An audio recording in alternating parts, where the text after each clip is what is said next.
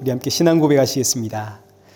전능하사 천지를 만드신 하나님 아버지를 내가 믿사오며 그 외아들 우리 주 예수 그리스도를 믿사오니 이는 성령으로 잉태하사 동정녀 마리아에게 나시고 본디오 빌라도에게 고난을 받으사 십자가에 못 박혀 죽으시고 장사한 지 사흘 만에 죽은 자 가운데서 다시 살아나시며 하늘에 오르사 전능하신 하나님 우편에 앉아 계시다가 저리로서 산자와 죽은 자를 심판하러 오시리라.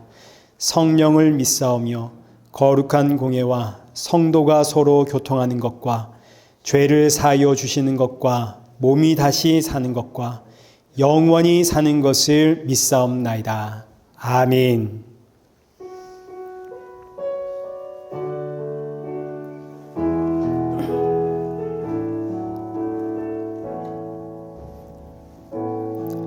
하늘의 문을 여소서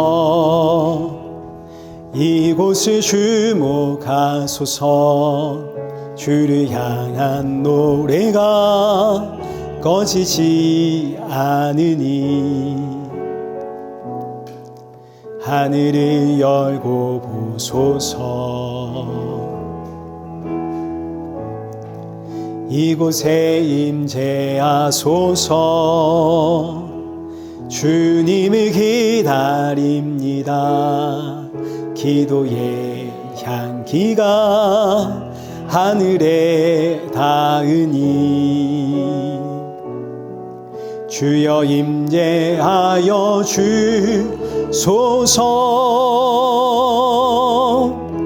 이곳에 오셔서 이곳에 앉으소서 이곳에서 드리는 예배를 받으소서 주님의 이름만이 오직 주의 이름만 이곳에 있습니다. 이곳에 오셔서 이곳에 앉으소서 이곳에서 드리는 예배를 받으소서 주님의 이름만이 오직 주의 이름만 이곳에 있습니다. 우리 이 시간 예배 앞에 서 있는 우리의 모습을 점검하시면서 오늘 주시는 말씀이 나의 생명의 말씀이 되고 또 나에게 새 힘이 되는 예배의 시간이 되게 해달라고 우리 이 시간 내 마음을 위해서 우리 기도하시고 또 나뿐만이 아니라 우리 사랑하는 성도들에게도 새 힘과 위로와 안식의 예배가 되어지도록 이 시간 우리 모두와 함께하여 주옵소서. 우리 함께 기도의 자리로 나가겠습니다. 기도하겠습니다.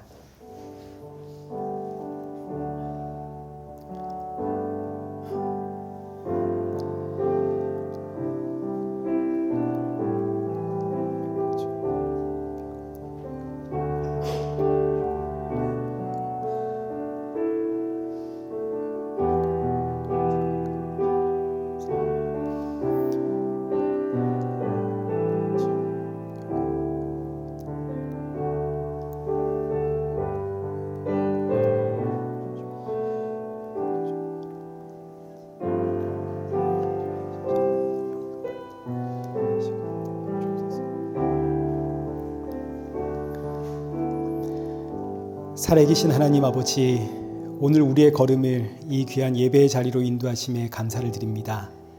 지치고 상한 심령들 이 자리에 모였사오니 오늘의 예배가 사랑하는 모든 성도들의 마음에 위로와 평안과 안식의 예배가 되게 하여 주시고 주가 주시는 이 생명의 말씀 붙잡고 새롭게 시작하는 이 한 주를 살아가는 성도들 되게 하시고 날이 가면 갈수록 더욱더 예수님의 십자가의 은혜와 사랑만이 충만해지는 우리 성도들 되게 하여 주옵소서.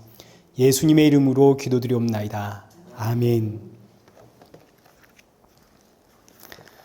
우리 함께 교독문 제32번을 교독하시겠습니다.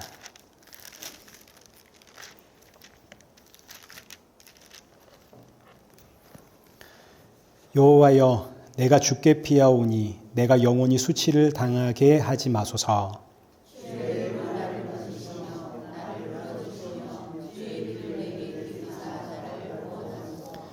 주는 내가 항상 피하여 숨을 바위가 되소서.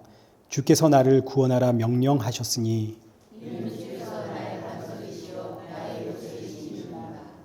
나의 하나님이여 나를 악인의 손 곧 불의한 자와 흉악한 자의 장중에서 피하게 하소서.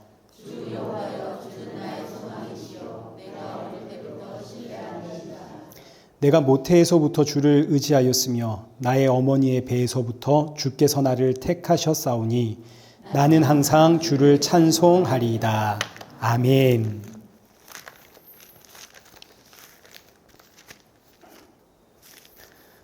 찬송가 36장 우리 함께 찬양하신 이후에 우리 윤경숙 권사님 나오셔서 기도해 주시겠습니다.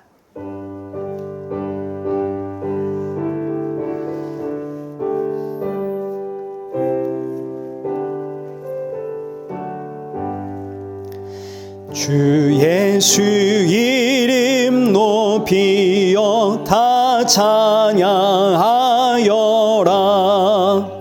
금면류관을 들여서 마위에 주 찬양. 금면류관을 들여서 마위에 주 찬양.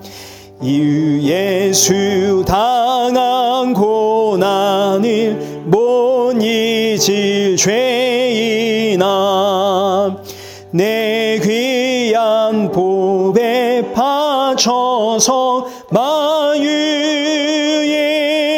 주 찬양.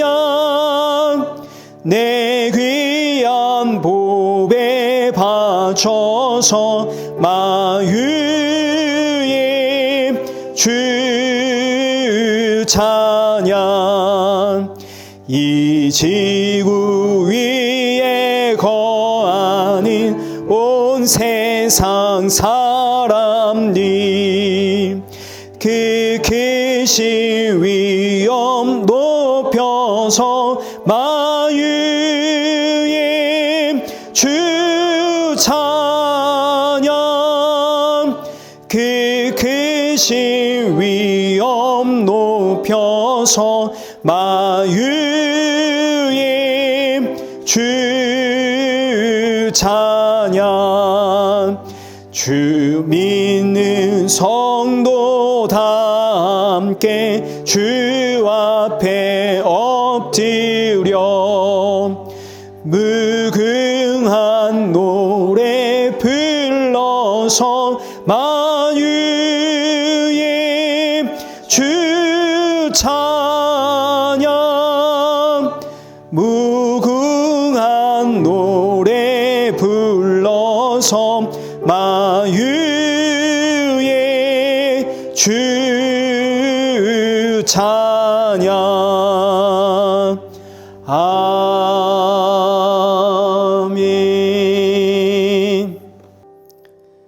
우리 함께 성경 봉독하시겠습니다. 우리 보실 하나님의 말씀은 고린도전서 14장 1절에서 12절까지의 말씀입니다.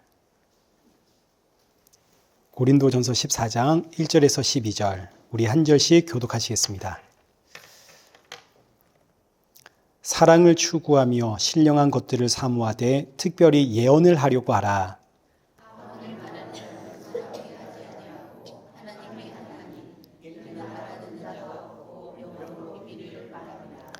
그러나 예언하는 자는 사람에게 말하여 덕을 세우며 권면하며 위로하는 것이요.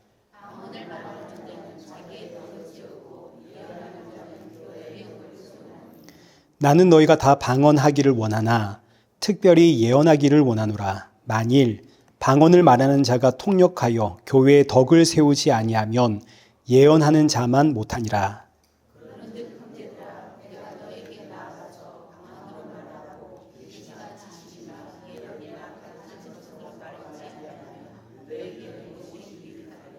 혹 필이나 검은고와 같이 생명 없는 것이 소리를 낼 때에 그 음의 분별을 나타내지 아니하면 필이 부는 것인지 검은 것 하는 것인지 어찌 알게 되리요.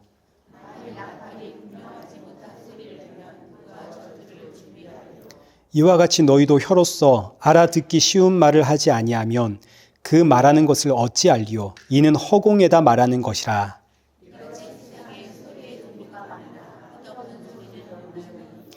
그러므로 내가 그 소리의 뜻을 알지 못하면 내가 말하는 자에게 외국인이 되고 말하는 자도 내게 외국인이 되리니 그러므로 너희도 영적인 것을 사모하는 자인즉 교회의 덕을 세우기 위하여 그것이 풍성하기를 구하라. 아멘.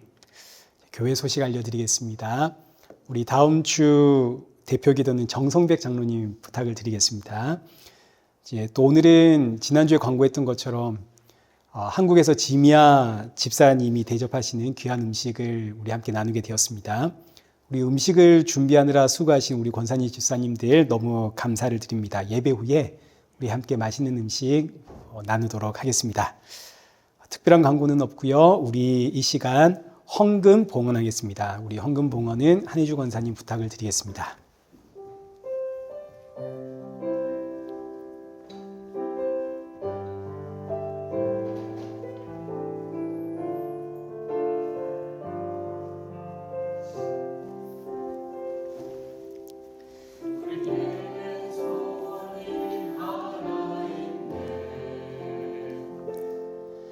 주님 다시 오실 그날까지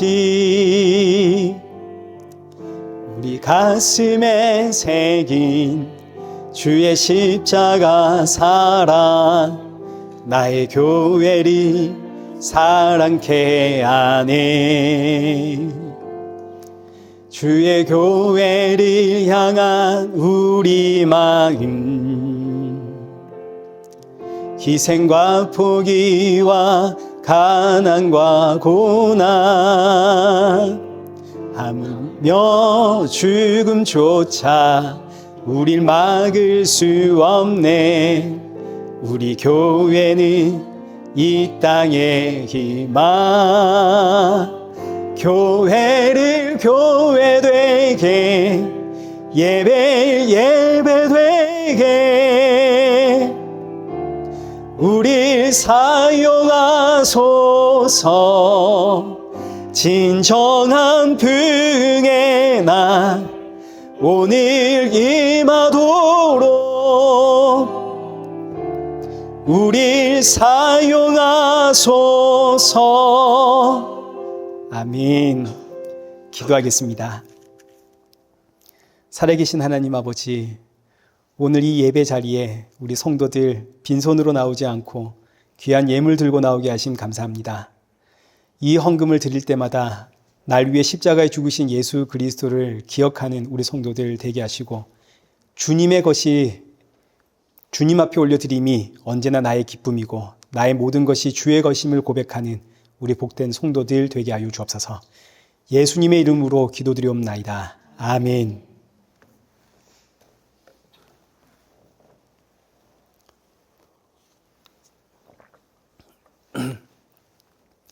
우리 오늘 본문은 고린도전서 14장 1절에서 12절의 말씀입니다. 예언과 방언이라는 제목으로 오늘 본문의 말씀을 우리 함께 살펴보도록 하겠습니다.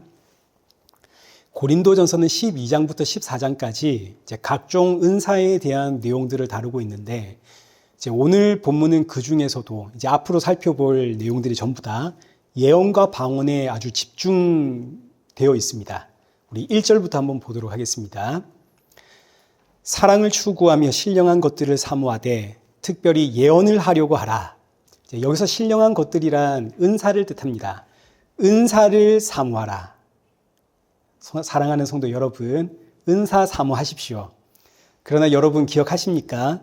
제가 몇 주 전에 은사를 구하는 것은 불순종이다 이런 말씀을 드렸습니다.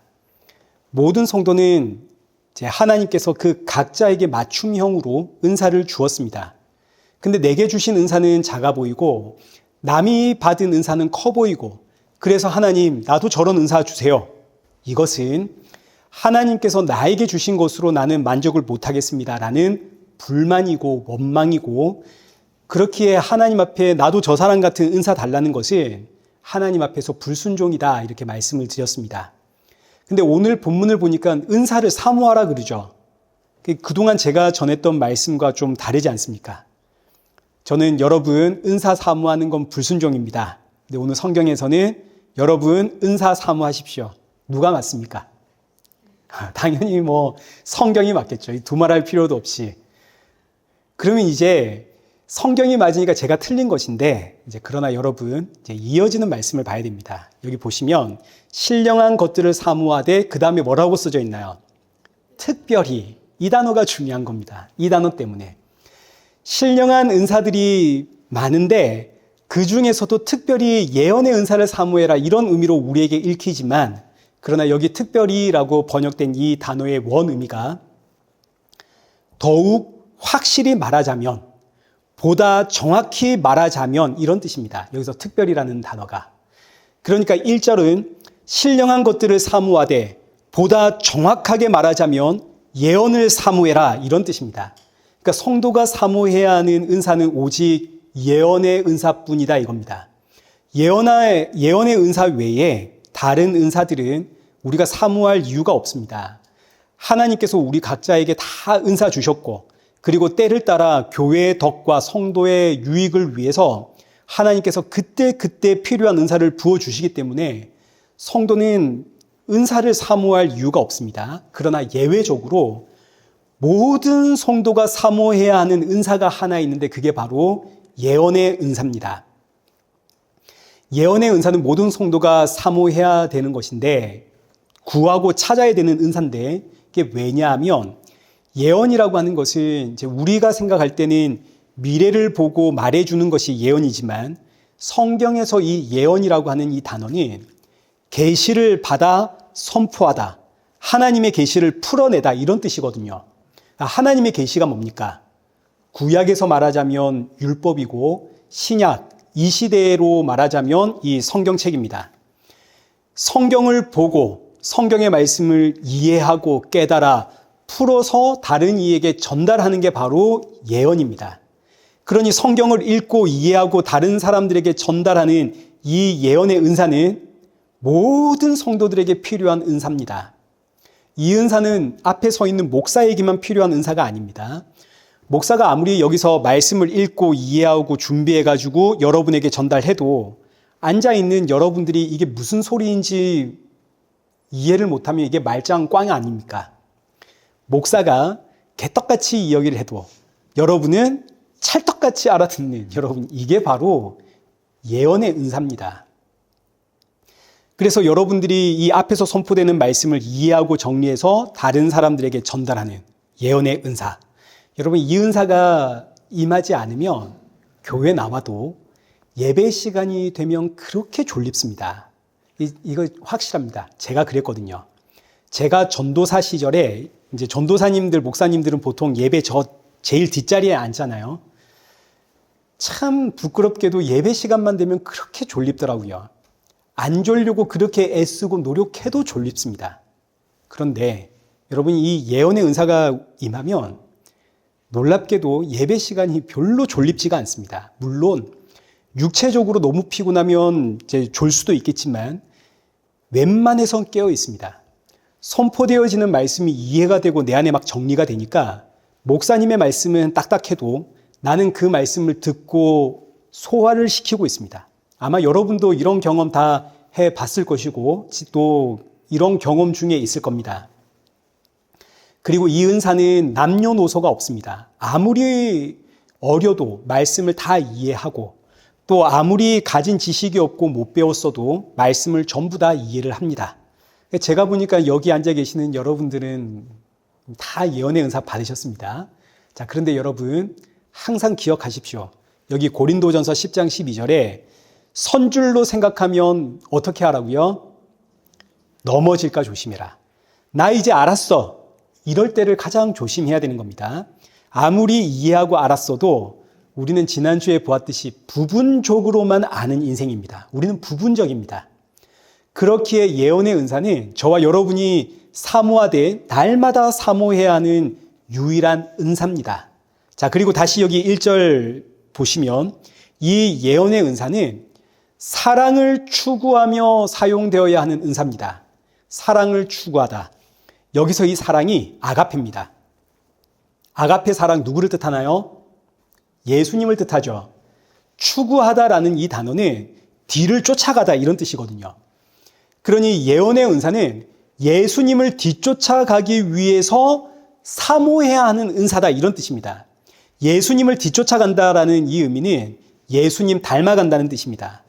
예수님 닮아가기 위해서 필수적으로 우리에게 요청되는 은사가 하나 있는데 그게 바로 예언의 은사다. 예언의 은사를 통해서 성도가 말씀을 보고 읽고 깨달은 만큼 성도는 예수님 닮아가는 겁니다.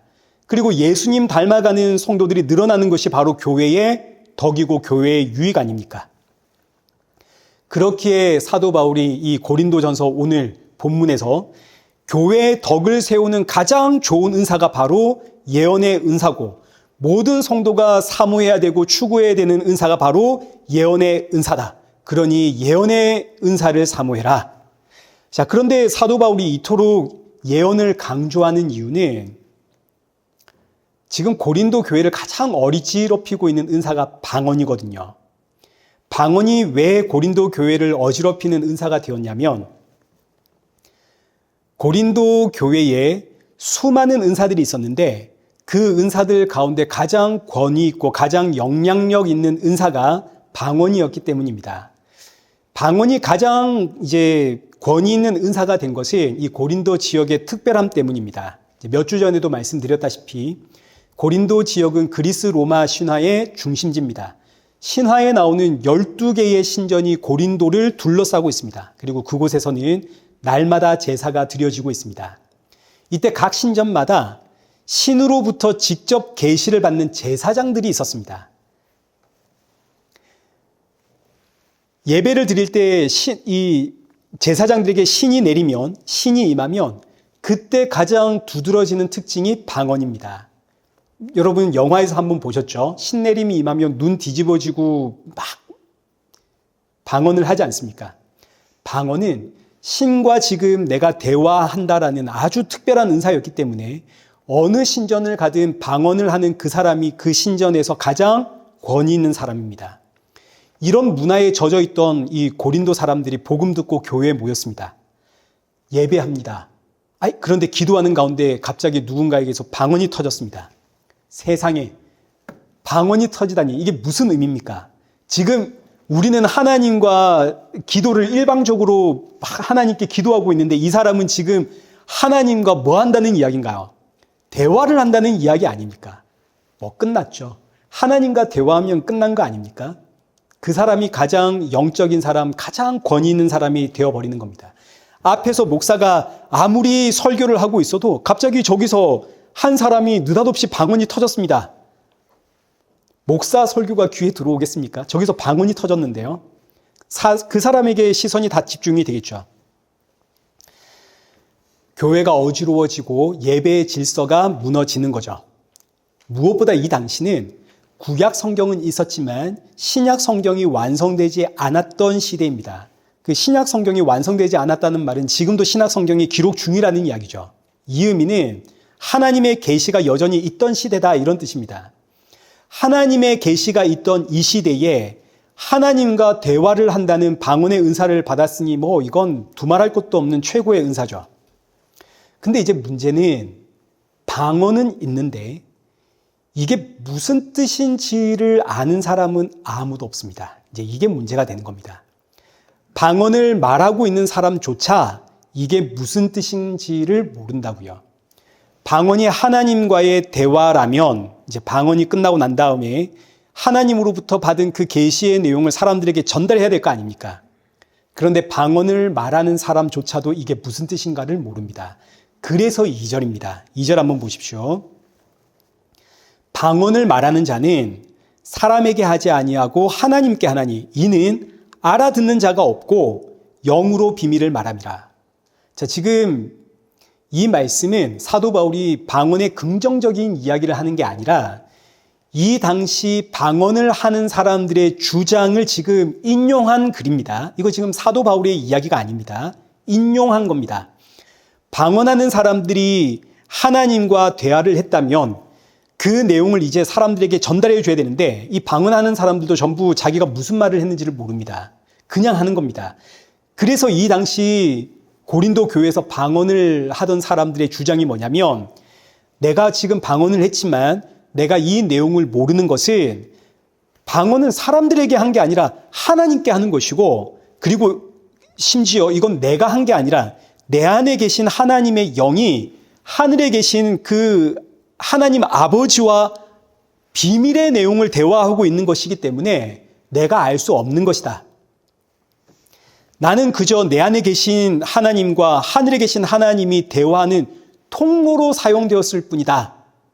이게 지금 사도 바울이 가르치는 방언을 가르치는 내용이 아니라 이 2절은 고린도 교회에 방언하는 사람들의 주장을 인용한 문입니다.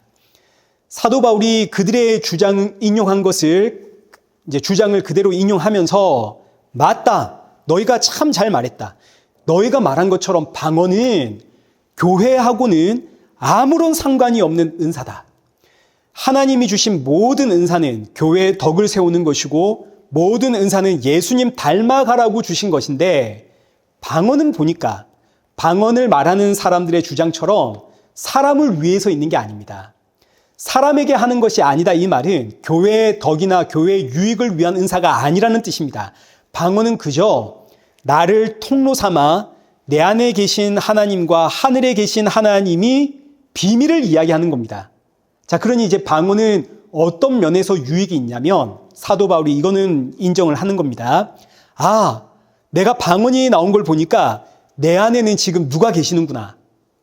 성령님이 계시는구나. 하나님이 계시는구나. 예수님이 지금 나와 함께 하시는구나.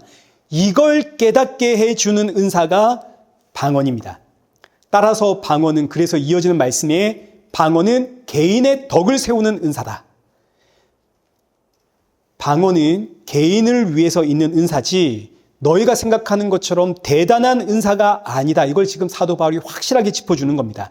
그래서 이어지는 3절 이 말씀이 나오는 겁니다. 그러나 예언하는 자는 사람에게 말하여 덕을 세우며 권면하며 위로하는 것이요. 예언하는 사람, 예언이 하나님의 말씀을 듣고 읽고 깨달아서 전달하는 은사 아닙니까? 하나님의 말씀을 듣고 읽고 깨달아 보니까 이 하나님의 말씀이 전부 누군가요? 예수님이죠. 요한복음 5장 39절 너희가 성경에서 영생을 얻는 줄 생각하고 성경을 연구하거니와 이 성경이 곧 내게 대하여 증언하는 것이니라. 이걸 깨닫는 게 바로 예언의 은사입니다. 따라서 예언을 하는 자, 성경에서 예수님을 보고 예수님을 증거하는 자, 그들은 사람들에게 예수님이라는 덕을 주고 사람들을 예수님으로 권면하고 예수님의 십자가로 위로를 합니다. 반면 이제 4절 보십시오. 방언을 말하는 자는 자기의 덕만 있습니다. 자기의 덕만.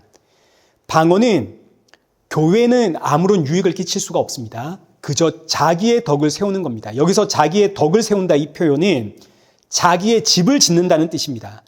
방언을 함으로써 내 집을 짓습니다. 이 의미는 방언을 통해서 나는 드디어 내가 하나님이 거하는 하나님의 성전임을 알았습니다. 라는 뜻입니다.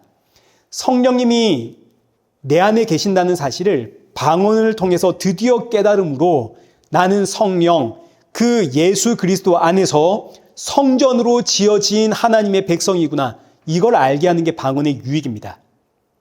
그러니 이 방언은 철저히 나 개인을 위한 것이고 그렇기에 방언이 없어도 내가 하나님의 거룩한 성전이고 예수님이 나와 함께 하심을 믿고 있는 성도는 방언이 필요할까요? 없을까요?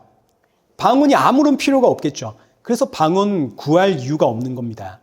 반면에 나는 이미 하나님의 택하신 백성인데 난 지금 교회에 나오고 있고 열심히 신앙생활하고 있는데 그럼에도 불구하고 내가 진짜 믿는 하나님이 진짜일까? 정말 하나님을 알고 싶고 하나님 믿고 싶고 나는 정말 그 성도인가? 이런 마음의 의심들이 찾고 있는 성도들에게는 하나님께서 그가 구하지 않았어도 방언 주심으로 내가 너와 함께하고 있다는 사실을 알게 하시는 겁니다. 자, 그러니 그동안 말씀드린 것처럼 방언과 같은 특별한 은사들은 그 사람이 남들보다 영적으로 뛰어나거나 훌륭해서 하나님이 주신 게 아니라 그 사람들이 남들보다 조금 모자라니까 하나님이 채워주시는 하나님의 사랑입니다. 그러니 방언이 터졌다면 나의 믿음 없음 보시고 하나님이 나와 함께 하심을 알게 하려고 주셨구나. 하나님 감사합니다. 이 고백이 나와야지. 지금 고린도 교회는 방언이 터지니까 뭐가 되었나요? 교회의 대장이 되어버렸죠. 교회의 우두머리. 그래서 지금 사도 바울이 이걸 지적하는 겁니다. 방언은 교회와 아무런 관계가 없다. 방언은 그저 너 개인의 유익을 위한 것이다. 근데 또 하나 이제 여기서 잠시 살펴볼 것은 사실 여기 고린도 전서에 나오는 방언은 오순절 성령의 방언과는 조금은 다릅니다. 차이가 있습니다. 오순절 성령의 방언과 고린도 교회 방언이 어떻게 차이가 있냐면 이제 고린도 전서 2장 2절에서 한번 4절을 보십시오. 호련히 하늘로부터 급하고 강한 바람 같은 소리가 있어 그들이 앉은 온 집에 가득하며 마치 불의 혀처럼 갈라지는 것들이 그들에게 보여 각 사람 위에 하나씩 임하여 있더니 그들이 다 성령의 충만함을 받고 성령이 말하게 하심을 따라 어떤 언어로? 다른 언어로. 여기서 이 다른 언어는 외국어입니다. 오순절 성령이 임하자 제자들에게서 방언이 터졌거든요. 근데 그 방언이 외국어입니다. 영어, 중국어, 불어, 일본어 이런 식의 외국어입니다. 그래서 이제 이어지는 6절에서 8절 한번 보십시오. 사람들이 깜짝 놀라고 말았습니다. 왜냐하면 사람들이 각 사람이 난 곳의 방언으로 하나님의 말씀을 듣거든요. 이렇게 지금 깜짝 놀란 사람들이 전부 어떤 나라에서 왔냐면 이제 9절 한번 보십시오.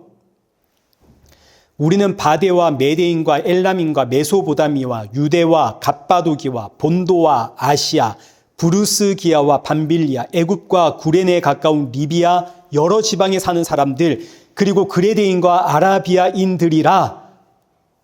아니 이렇게 세계 여러분 지금 이 당시 보자면 여기 기록되어 있는 건 그야말로 전 세계 사람들인 겁니다. 근데 전 세계 사람들에게 이 갈릴리의 무식한 어부들이 성령이 임해가지고 방언을 하는데 이 전 세계 사람들이 다 자기 나라 말로 지금 이야기를 들은 겁니다. 그런데 무엇을 들었는가? 그 내용도 확실합니다. 뭘 들었냐면 여기 11절 하반절에 하나님의 큰 일을 듣습니다. 자, 그러니까 오순절에 터졌던 방언은 두 가지의 특징이 있는데 첫째는 외국어다. 둘째는 그 내용이 확실하다. 그 내용이 뭐냐면 하나님의 큰 일. 여러분 하나님의 큰 일이 뭔가요? 예수 그리스도의 성육신과 예수님의 십자가 아닙니까? 따라서 오순절 방언은 첫째는 외국어이고 둘째는 복음입니다. 여러분 복음이 방언입니다. 복음은 이 예수님의 이야기는 사람들이 도무지 이해할 수가 없는 방언입니다. 믿음이 우리 안에 임하기 전까지는 도무지 이해할 수 없는 내용이 예수님의 십자가, 복음이기 때문에 복음이 곧 방언입니다. 그러니 지금 저는 이 강단에 서서 방언을 하고 있는 중이고 여러분은 지금 이 방언 알아듣고 계시죠?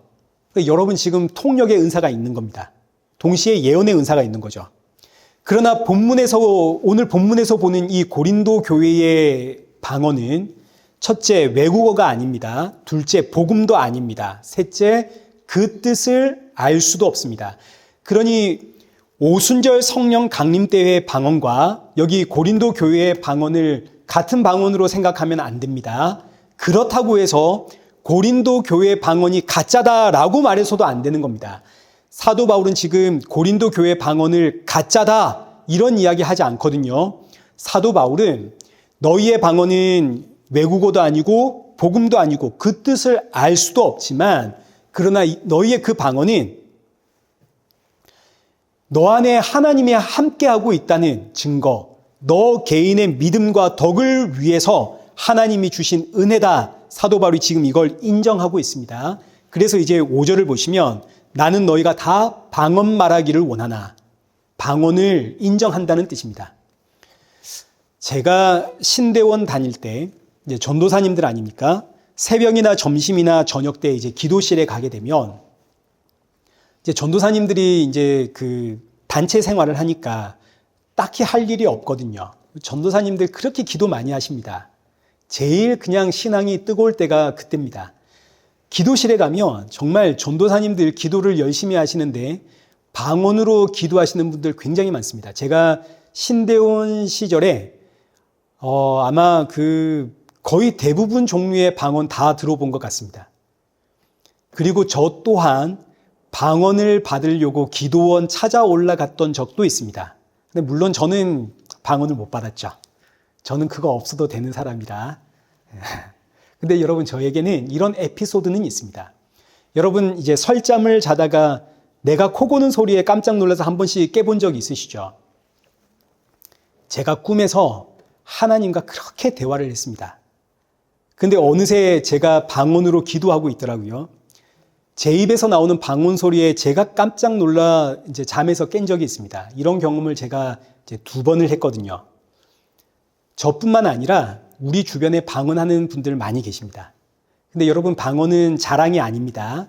내가 너무너무 연약한 인생이기 때문에 하나님이 방언을 나에게 주심으로 내 안에 하나님이 함께 하신다, 이걸 알게 하시는 겁니다. 이처럼 방언은 나 개인의 덕을 위해서는 유익하나 개인의 덕을 위해서는 아무 유익이 없습니다. 자, 그런데도 고린도 교회는 마치 방언이 최고의 은사인 양 이제 방언을 자꾸 높이니까 이제 사도 바울이 이런 말을 계속 하는 겁니다. 이제 5절 한번 보십시오. 나는 너희가 다 방언하기를 원하나, 그 다음 나오는 단어가 뭔가요? 특별히. 이 단어 우리 앞서 보았던 것과 똑같은 뜻입니다. 특별히, 보다 정확하게 말하자면 이런 뜻입니다. 나는 너희가 다 방언하기를 원하지만 보다 정확히 나의 진의를 말하자면, 보다 확실하게 내가 말하자면 너희는 예언하기를 사모해야 된다. 나는 너희가 전부 예언하기를 원한다. 이런 뜻입니다. 방언을 사모하지 말고 예언을 사모해라. 방언은 구한다고 주시는 은사가 아닙니다. 각 개인을 아시는 하나님께서 필요한 자들에게 하나님이 주시는 은사인데, 저 사람 받았다고 나도 주시오 하는 것을 하나님을 향한 불순종이고 어리석은 일이고 어린아이와 같은 모습입니다. 저와 여러분 방언 구할 이유는 없습니다. 그래서 사도 바울의 이어지는 말씀이, 내가 보다 정확하고 분명하고 확실하게 말하니 너희는 방언 구하지 말고 예언을 구해라. 만일, 이제 이어지는 말씀 보십시오. 만일 방언 말하는 자가 통역을 하여 교회의 덕을 세우지 아니하면 예언하는 자만 못하니라. 여러분, 이제 이 말씀을 이해를 잘 하셔야 됩니다. 방언을 하는 자가 통역까지 한다면 그럼 이제 교회의 덕이 세워지겠죠. 하나님이 주신 계시의 말씀을 통역해가지고 내가 전달하는 거니까요. 그러나 이제 지금 문제는 사도 바울이 여기서 통역의 이야기를 꺼낸 이유는 통역하는 사람이 없기 때문입니다. 자, 지금 여러분 이건 꼭 기억하십시오. 고린도 교회에 방언은 있습니다. 그러나 여러분, 통역은 불가능합니다. 통역은 없습니다. 항상 기억하십시오. 통역의 은사는 없습니다. 고린도 교회의 방언은 통역이 불가능한 방언입니다. 오늘날 저와 여러분이 하는 방언도 통역이 불가능한 방언입니다. 딴 거는 제가 이제 어느 정도 양보를 할 수 있습니다. 제가 굉장히 보수적인 사람이기 때문에 원래 저는 이 방언이라든지 그 어떤 각종 은사에 대해서 좀 부정적인 입장이거든요. 근데 제가 이제 신앙생활을 하고 성경을 연구하고 이렇게 보니까 저에게도 체험이 있지 않습니까? 그러니까 제가 다 부정할 수는 없는 겁니다. 그런데 이것만큼은 확실합니다. 통역은 없습니다. 오순절 방언은 분명히 통역이 가능합니다. 오순절 방언은 외국어이면서 동시에 복음 아닙니까? 그러니까 외국어를 통역을 해서 전달하는 은사는 분명히 있죠. 복음을 풀어가지고 전달하는 역시 통역의 은사입니다. 그러나 고린도 교회 형태의 방언은 통역이 불가능합니다. 이거 확실합니다.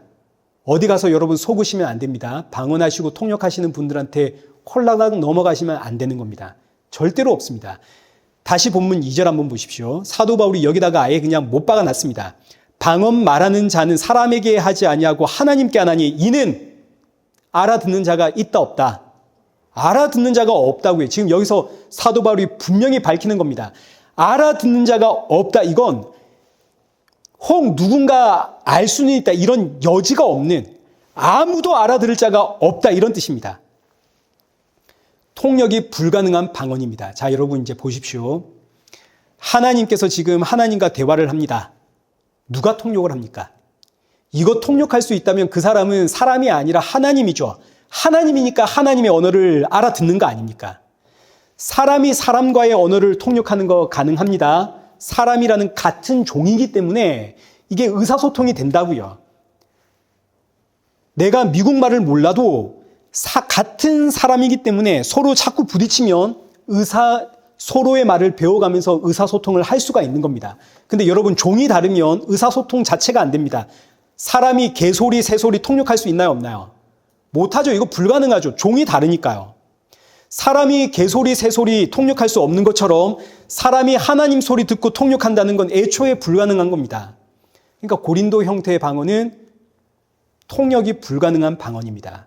자, 무엇보다 오늘날 하나님의 계시는 신약 성경이 완성되면서 끝났습니다.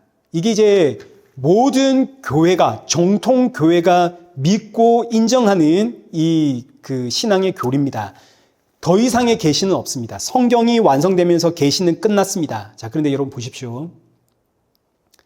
통역이 있다는 것은 지금 나는 뭐 받고 있다는 뜻입니까? 계시를 받고 있다는 뜻입니다. 하나님으로부터 지금 내가 직통 계시를 받고 있다는 의미는 나는 성경보다 훨씬 권위 있는 사람이라 이런 뜻이 되는 겁니다. 성경 위에 내가 있는 겁니다. 방언을 하고 그 사람이 통역을 했다. 이 의미는 나는 성경 위에 있는 사람이다.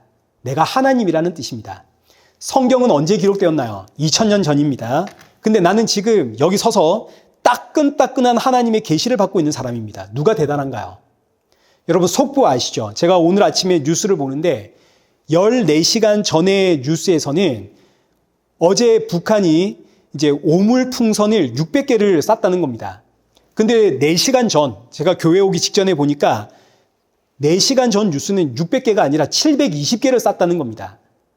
14시간 전 뉴스가 정확한가요? 4시간 전 뉴스가 정확한가요? 4시간 전 뉴스가 정확한 거 아닙니까? 통역이 있다는 건 이거하고 똑같은 겁니다. 2000년 전 기록된 성경보다 지금 내가 하나님께서 속보로 나에게 주시는 이 방언을 통해서 주시는 이 계시가 이게 훨씬 정확하다, 이런 이야기 아닙니까? 통역하는 사람들은 말은 안 해도 내가 하나님보다 권위 있다라는 사람들입니다. 성경 위에 내가 있다는 사람들입니다. 따라서 이런 사람들은 귀신 들린 사람들이든지 그냥 타고난 거짓말쟁이든지 둘 중에 하나입니다. 여러분, 그러니까 꼭 기억하십시오. 고린도 교회의 형태의 방언은 외국어도 아니고 복음도 아닌, 알아들을 수 없는 이런 형태의 방언은 통역할 수가 없는 방언들입니다. 통역이 불가능합니다. 자, 그러니 오늘 본문 5절 말씀, 방언을 말하는 자가 통역하여 교회의 덕을 세우지 아니하면 예언하는 자만 못하니라. 이 말씀은 애초에 사도 바울이 교회에서는 방언하지 말라는 지적입니다. 그래서 이제 이어지는 6절 보겠습니다. 그런즉 형제들아, 여러분 제가 어떤 말하고 있는지 다 이해되시죠? 예, 여러분이 기가 막힌 사람들입니다. 이 예언의 은사를 다 받아가지고 지금 다 이해가 되는 겁니다. 6절 보십시오. 그런즉 형제들아, 내가 너희에게 나아가서 방언으로 말하고 계시나 지식이나 예언이나 가르치는 것으로 말하지 아니하면 너희에게 무엇이 유익하리요? 이제 사도 바울이 아주 대놓고 이야기를 합니다. 내가 설교 시간에 지금 계시를 받았다고 여기 서서 방언으로 막 이야기를 하면 너희에게 무슨 유익이 있겠느냐? 내가 지금 이 앞에 서서 대표 기도를 할 건데 기도 시간에 방언을 받아가지고 내가 지금 방언을 막 이야기하고 있으면 앉아있는 여러분들을 어떻게 내 기도에 아멘 하겠느냐? 교회에서 방언하지 말라는 이야기입니다. 방언은 교회에 아무런 덕이 되지 않는다. 아무런 유익을 주지 않는다. 자, 이어지는 7절. 혹 필이나 검문과 같이 생명 없는 것이 소리를 낼 때에 그 음의 분별을 나타내지 아니하면 필이 부는 것인지 검은 것 하는 것인지 어찌 알리요? 만일 나팔이 분명하지 못한 소리를 내면 누가 전투를 준비하리요? 필이하고 검은고가 서로 똑같은 소리를 내고 있습니다. 그럼 이게 소리만 듣고 필인지 검은고인지 분별할 수가 없죠. 나팔은 이 당시 전쟁을 하게 하는 악기입니다. 그런데 나팔 소리가 나팔 소리를 못 내면 사람들이 전쟁 준비를 할 수가 없겠죠. 방언이 이와 같다는 겁니다. 방언은 아무리 외쳐도 사람들에게 아무런 유익을 주지를 못하는, 그래서 이제 9절, 이와 같이 너희도 혀로서 알아듣기 쉬운 말을 하지 아니하면 그 말하는 것을 어찌 알리오? 이는 허공에다 말하는 것이다. 한마디로 방언은 교회에 아무런 유익을 주지 못하니 방언하는 자는 우리 다음 주에 보겠지만 집에서 하라 그럽니다. 집에서 하나님과 해라. 사도 바울이 방언의 은사를 지금 부정하는 게 아닙니다. 분명히 방언은 개인의 덕을 위한 것이다. 그러나 교회에서 방언하는 건 굉장히 잘못된 행위다. 이거 지적하는 겁니다. 아주 적나라하게 지적하는 겁니다. 그래서 이야기하는 게 교회에서 방언하는 것은 마치 무엇과 같으냐면 호공에다가 소리를 지르는 것과 똑같다. 사도 바울이 이토록 교회에서 방언하는 것에 대해 부정적으로 표현하는 것이 이제 이런 이유 때문입니다. 일단 사도 바울은 방언은 내 안에 있는 하나님의 영이 하나님을 향해 이제 비밀 이야기를 하는 것이다. 이런 주장을 사도 바울이 받습니다. 사도 바울이 영적인 세계를 다 아는 거 아니니까요. 기도하다가 방언을 터지는 거 사도 바울이 인정을 합니다. 심지어 사도 바울이 나중에 내가 너희 누구보다 더 방언을 많이 하는 사람이다라는 이야기까지를 합니다. 그러나 교회에서 갑자기 느닷없이 방언이 터져서 방언을 외친다. 사람들이 모여있는 자리에서 나 방언이 터졌어 하고 방언으로 외친다. 여기에서 사도 바울은 이건 잘못된 행위 정도가 아니라 귀신 들린 것이다라는 입장을 취합니다. 왜냐하면 우리가 이제 다음 주에도 한번 보겠지만 본문 33절 한번 보십시오. 하나님은 어떤 하나님인가요? 무질서의 하나님이 아니라 화평의 하나님이시죠. 하나님은 질서의 하나님입니다. 하나님은 은사를 가지고 교회를 어지럽히는 하나님이 아닙니다. 모든 은사는 교회의 질서를 세우고 교회를 화평하게 만듭니다. 그런데 유독 방언이라고 하는 은사는 교회 안에서 질서를 무너뜨립니다. 목사가 이 앞에서 아무리 설교를 해도 방언하는 사람이 나오면 사람들이 설교를 듣지 않습니다. 그러니 개인적으로 방언하는 것은 인정을 합니다. 개인적인 방언은 인정합니다. 그러나 공적인 자리에서 방언을 함으로 교회와 예배의 질서를 깨트리고 화목을 깨는 것은 하나님 주신 방언은 아니다. 그건 귀신 들린 것이다. 이 사도 바울의 입장입니다. 둘째, 교회에서 방언하는 자들은 말로는 지금 방언은 내 안에 계신 하나님의 영이 하는 것이다 라고 주장하지만 실제로 이들은 내가 원할 때 방언을 합니다. 내가 잘났다는 것을 방언을 통해서 보여주고 싶어가지고 교회에 왔을 때 사람들 앞에서 방언을 한다고요. 내가 원할 때. 자, 그럼 여러분 이 방언은 내가 하는 건가요? 내 안에 영이 하는 건가요? 내가 원할 때마다 방언이 터져 나온다면 누가 하는 겁니까? 내가 하는 거 아닙니까? 내가 지금 주체가 돼서 방언을 하는 거죠. 그러면 이 의미는 뭐가 되냐면 내가 내 안에 있는 성령을 다스리고 통치하는 자가 되는 겁니다. 성령이 나를 다스리고 통치함으로써 내 안에 방언이 터지게 나온 게 아니라 내가 지금 성령을 다스리고 통치하고 있다가 내가 원할 때 야, 너 방언해 해서 지금 방언을 하는 거라고요. 이 의미는 내가 지금 누구라는 이야기입니까?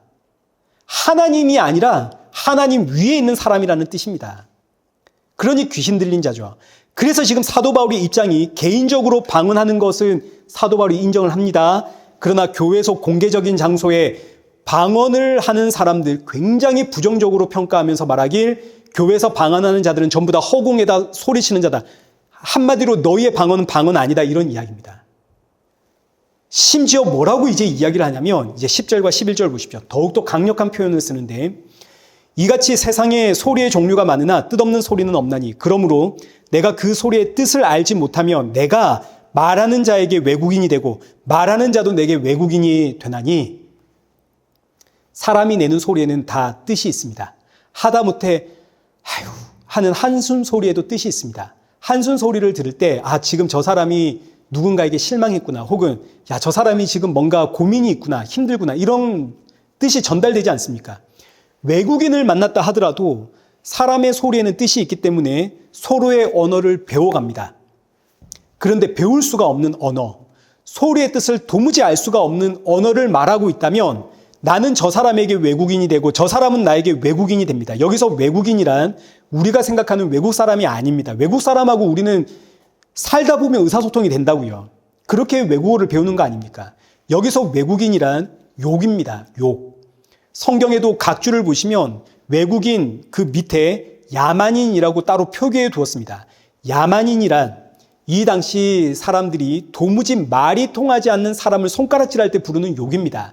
야만인이라는 단어 자체가 짐승 같은 사람 이런 뜻입니다. 우리말로 하자면 저거 사람 아니다 이런 뜻인 거죠. 야만인, 저거 사람 아니다. 사도 바울이 교회에서 방언하는 사람들을 뭐라고까지 표현하냐면 저거 사람 아니다 이렇게 표현하는 겁니다. 야만인이다, 저 짐승들이다 이렇게 표현하는 거죠. 심지어 너희가 교회에서 방언을 하면 그 뜻을 알아듣지 못하는 여기 모여있는 사람들이 너에게 야만인이 되는 것이고 짐승 되는 것이고, 동시에 모여있는 사람들이 너를 볼 때 네가 야만인, 짐승이 되는 것이다. 결국 이게 어떤 의미냐면 교회에서 누군가 한 사람이 방언을 하면 그 사람의 방언으로 인해서 교회가 짐승의 우리가 된다는 이야기입니다. 사도 바울이 굉장히 강력한 표현을 쓰고 있는 겁니다. 네가 방언함으로써 앉아있는 사람들이 야만인 되고 네가 야만인이 돼서 그럼 여기가 지금 짐승의 우리가 된 거 아니냐. 고린도 교회는 방언을 최고의 은사라 여기고 여기서 방언 저기서 방언을 외치고 있는데, 사도 바울은 이런 교회를 향해 방언은 집에서 조용히 하나님과 하는 것이고 교회에서 방언하는 것은 교회에 아무런 덕이 되지 않는, 오히려 교회를 알 수 없는 소리를 부르짖는 그 짐승들의 우리로 만드는 것이다. 아주 강력한 질책입니다. 그래서 이제 결론이 어디로 가냐면 12절. 그러므로 너희도 영적인 것을 사모하는 자인즉, 사도 바울이 이제 이렇게 고린도 교회를 향해서 책망을 해놓고 이제 고린도 교회를 이제 살살 달래는 표현입니다. 아니, 너희가 영적인 것을 사모하는 사람들 아니냐. 그러니 교회의 덕을 세우기 위해서, 교회의 덕을 세우는 것은 무슨 은사라고요? 예언의 은사죠. 그래서 이어지는 그것이란 예언을 이야기하는 겁니다. 너희는 영적인 것을 사모하는 사람이니 교회의 덕을 세우기 위해서 예언이 풍성해지기를 구해라. 여기까지 이제 방언의 1차적인 이야기가 마쳐집니다. 결국 성도가 사모해야 하는 은사는 예언의 은사입니다. 그 외의 은사는 이미 하나님께서 우리 각자에게 맞게 다 주셨습니다. 모자람 없이 주셨습니다. 그러니 사랑하는 성도 여러분, 예언의 은사를 사모하십시오. 예언의 은사는 뭐라고요? 하나님의 말씀을 읽고 이해하고 듣고 깨닫고 정리해서 다른 이에게 전달하는 겁니다. 예언의 은사. 예언의 은사가 있어야 저와 여러분이 복음의 증인이 되는 겁니다. 왜냐하면 예언의 은사가 임해야 성경을 통해서 예수님이 보이거든요. 신구약 성경을 통해서 예수님이 보이니 저와 여러분이 예수님을 닮아가는 예수님 증인 됩니다. 우리 사랑하는 우리 일회교회가 예언의 은사로 풍성한 교회, 그리고 저와 여러분의 가정이 예수님으로 충만한 가정 되기를 축원합니다. 살아계신 하나님 아버지, 우리의 눈과 귀를 열어 예수님 보게 하시니 감사합니다. 그러나 우리는 이 세상 앞에 너무나 무기력한 죄인들입니다. 너무나 쉽게 세상의 유혹에 넘어지고 세상의 일들 때문에 답답해하고 불안해하는 인생입니다. 그러하오니 우리의 마음과 중심을 붙잡아 힘들 때 더욱 십자가의 예수님 바라보게 하시고, 불안할 때 나와 함께 하시는 예수님의 그 임마누엘의 예수님 바라보게 하시고, 불안할 때 어려울 때 더욱 감사와 찬양을 고백함으로 예수님을 증거하는 복음의 도구가 되도록 우리 모두를 사용하여 주옵소서. 예수님의 이름으로 기도드리옵나이다. 아멘.